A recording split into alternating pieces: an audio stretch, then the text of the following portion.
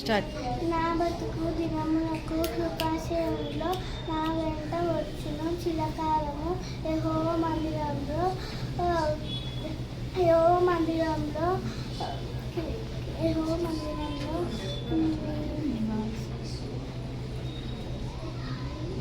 ఆగు.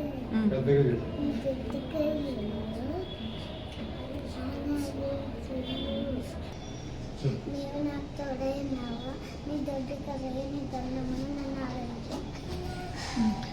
Know that the Lord is God, all the earth worship Him with gladness. Come before Him with joyful songs. Come before Him with joyful songs. Enter His gates with thanksgiving and country praise. Give thanks to Him and praise His name. Psalms 100 verse 3-4.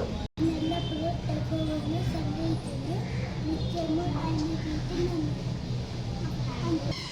Blessed are when others revile you and persecute you and for all kinds of evil against you falsely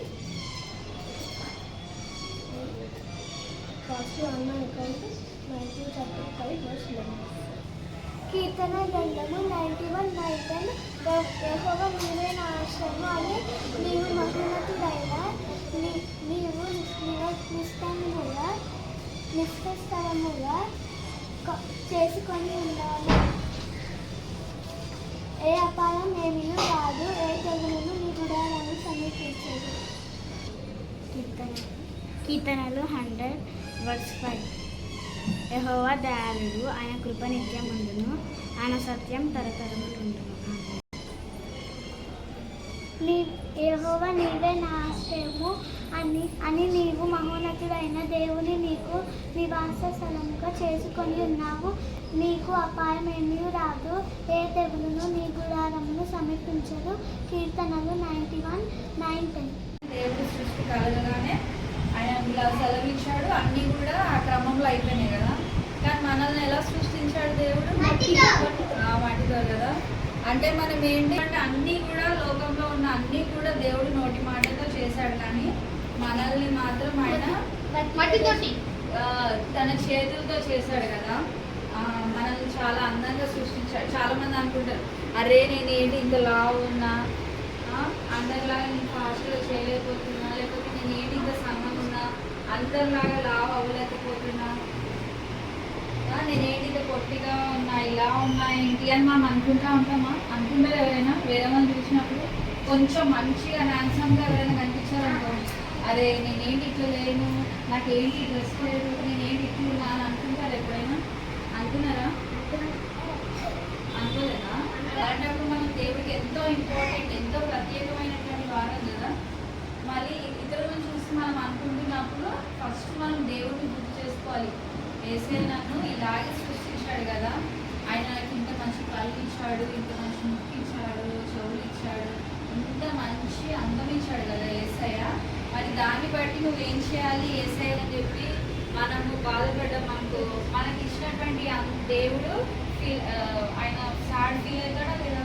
అరే నేను పండుని ఇంత మంచిగా చేశాను, కానీ చూడు పండుగ వేరే వాళ్ళని చూసి నేను అట్లా లేని, నేను ఇట్లా లేని అని అనుకుంటున్నాడు అని అనుకుంటారు కదా. అట్లా ఎప్పుడు కూడా మనం అనుకోకూడదు కదా. యేసయ్య మన అందరినీ కూడా మంచిగా సృష్టించాడు. అందుకని మనందరికీ కూడా ఆయన ఏం చేశాడు? పాటలో ఉంది కదా మనకి, ఆయన ఏం చేశాడు?